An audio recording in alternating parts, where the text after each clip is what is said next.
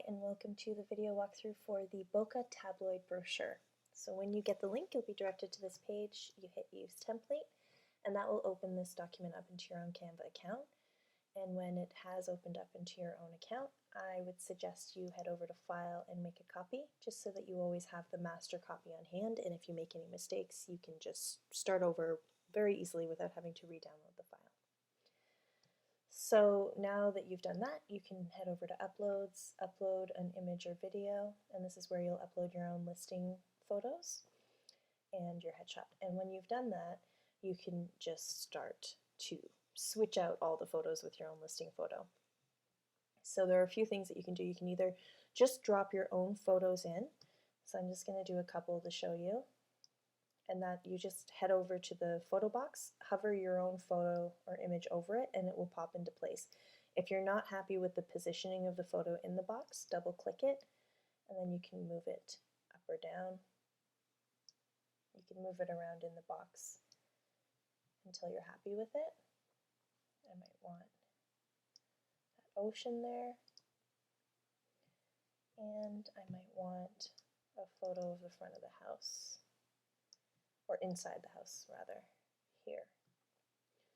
And then you can just go ahead and change all the information that you would like to change. So obviously you're going to put your own listing information here, and if you want a little tip, if you have a longer street name, like 34 Highlights Road, you can see it doesn't fit into the box anymore, so there are a couple things I can do. I can either change the font size, or I can head over to the spacing tab, and this letter spacing actually reduces the space in between the letters, so I can bring that in. Or I can reduce this to about 48, and it fits really well. Then I'm just going to want to take the web address, just move that over.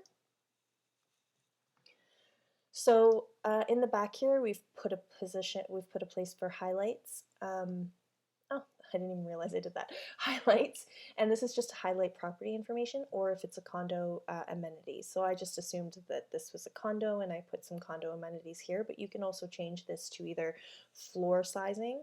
So in order to remove the bullets, you just highlight everything in here, and then you can uncheck that until there's no bullets. And this is where you could start playing around with room sizes. So you could put living room 20 by 20, and then put some characteristics about it, like open concept, bright, dining room 20 by 20,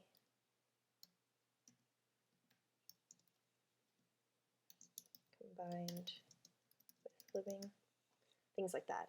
And you could just go there. So instead of highlights, you would change this to room sizes. So there's a lot of stuff.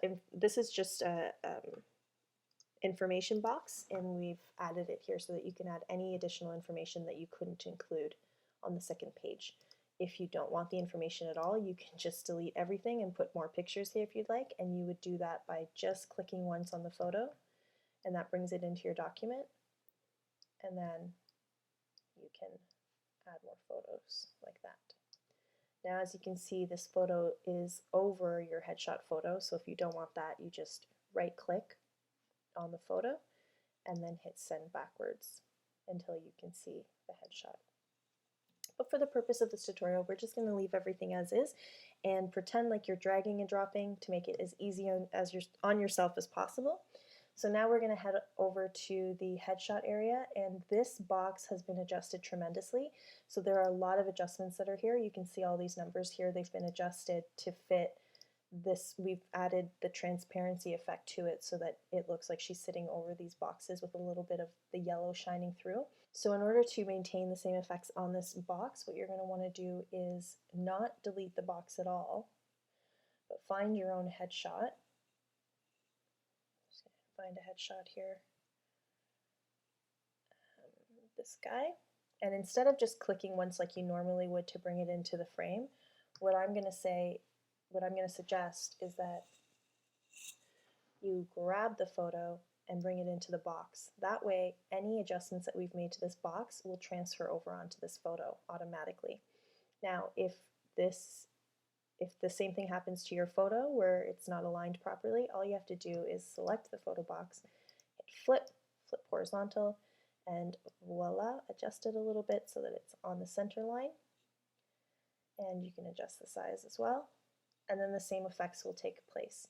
Now, if you don't like the effects, an easy way to eliminate them is to just delete the box and do the whole process without bringing him into the box. So I would flip horizontal, bring this guy over, and here you go. And you can adjust the size, of course. If you don't like the shapes behind, again, you can just delete those. Now, if you do want to change the colors, if this box, you can just change the color quite easily. You just head over to the Colors tab, select any color by default or a new color here. You can put your hex code in here and change that color. The shapes are images that we've imported into Canva, so they're a little bit trickier to manipulate, but not impossible. You can select the box itself, head over to Effects, use the Color Mix tool, and you can choose the base color that you would want. So if blue is your brand color, there's a lot of blue in the room, you can select the blue and then head over to Adjust and start adjusting the saturation, the contrast, the brightness, and you can really manipulate these into any color that you'd like. So you can just play around with that for a bit until you get the color that you want. I think I'm going to go for like a darker blue here. And then if you think that this shape is not showing enough of the room, you can always play with the transparency as well. So you can bring down the transparency to just show a little bit of the room behind. Be careful not to bring it down too much because in print, this writing might be difficult to read if you bring the transparency down too much. So I would not suggest going beyond 70. I think 70 is pretty, but you're right on the mark there. So even 80 would probably be better. And then of course you change your information here to match your needs. So your phone number, your web address or your email, and the brokerage name because we haven't put a logo in. If you do want the logo, you can always remove the brokerage name and then just bring your own logo in and resize it by dragging from the corner, this corner here, and then just pop it into place.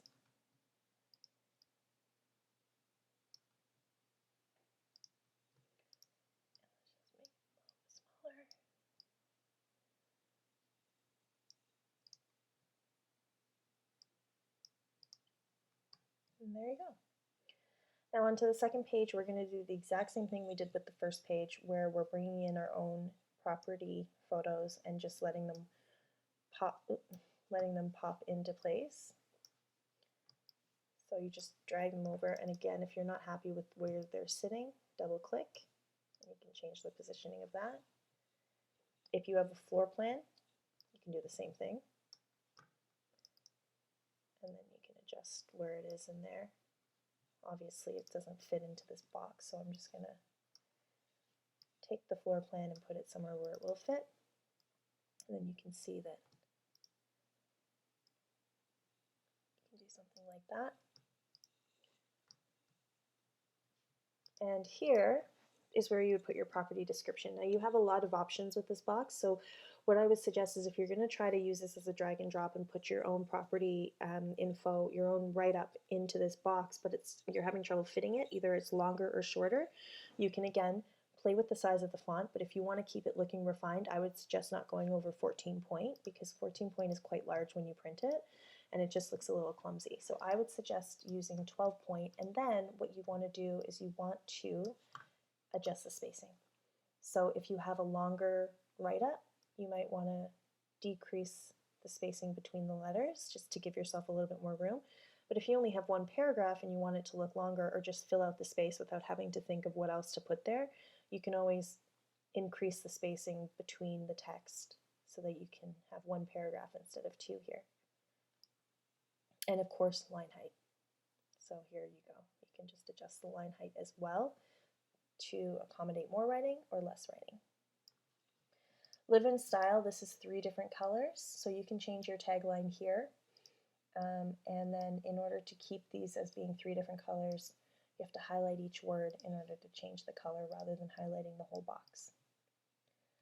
These shapes have had effects added to them, so if you want to maintain the effects but you want to change the shape, then, oops, keep doing that.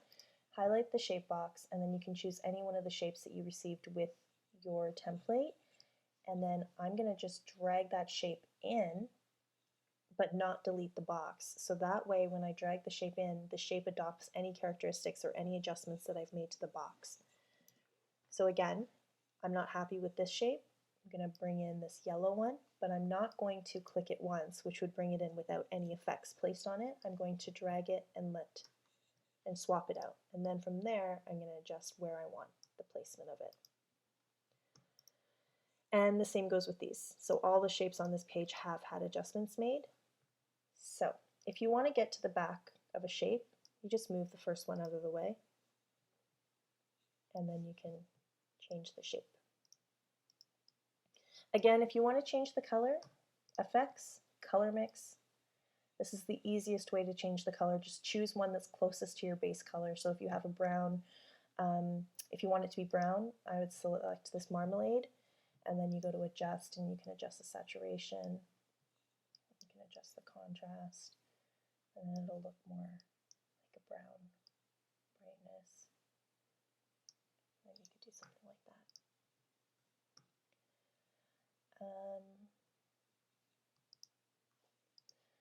These have optional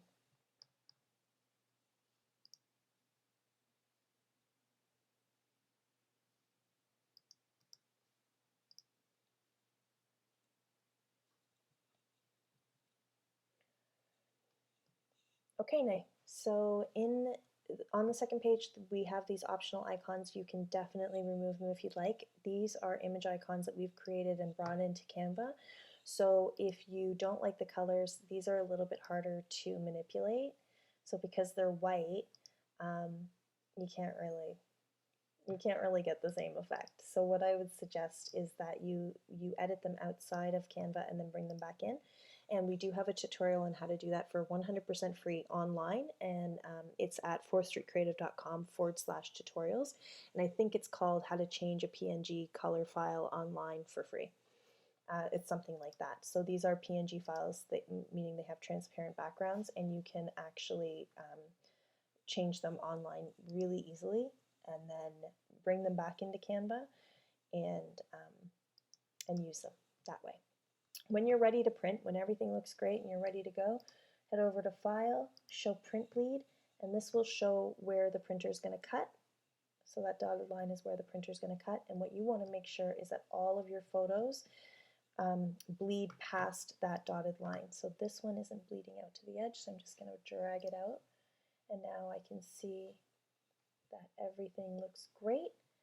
And I'm going to head over to Download, make sure that PDF Print is selected, and because I want to have this professionally printed, I'm going to select crop marks, but if I'm printing this at home, I'm not going to select that. So professional printing with crop marks, download.